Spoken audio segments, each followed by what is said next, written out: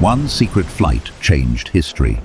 10 million refugees, up to 3 million dead, and America never admitted why. In 1971, Washington knew exactly what was happening in Bengal and chose not to stop it. By December, an American fleet was steaming toward the survivors. In 5 minutes, you'll know why. Let's rewind.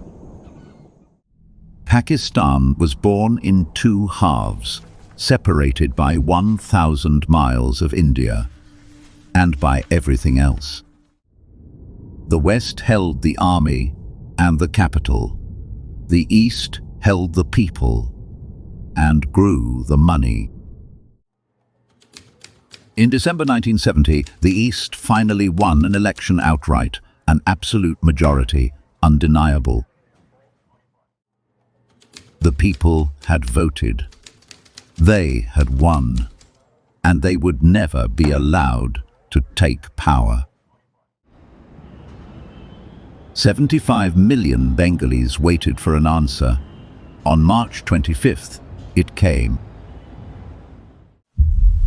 That night, the Pakistan Army launched Operation Searchlight, a coordinated slaughter of students, intellectuals, and civilians. Within weeks, the killing spread across the Delta. Hindus were hunted first. Whole villages simply vanished. America's top diplomat in Dhaka, Archer Blood, typed a word into an official cable: genocide. 29 American diplomats signed his dissent telegram accusing their own government of moral bankruptcy. Washington buried it. But none of this explains why Washington stayed silent. For that answer, leave Bengal and go to Beijing. For 2 years, the White House had chased an impossible prize: opening communist China. Every message between Washington and Beijing traveled through one man, Yahya Khan himself. In July 1971, Kissinger flew to Pakistan, faked a stomach illness, and vanished from view. A decoy car drove into the hills. Kissinger boarded a Pakistani jet bound secretly for Beijing. No treaty was signed. None was needed.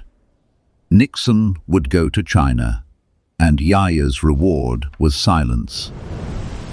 Silence. And more.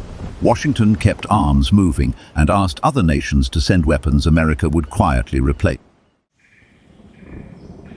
Meanwhile, the monsoon broke over a land in flames. The Delta filled with the displaced.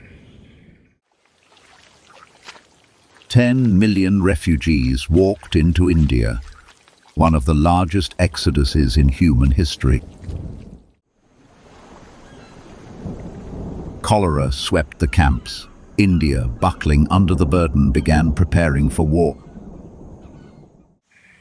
In December, war came. Indian forces and Bengali fighters swept toward Dhaka within days.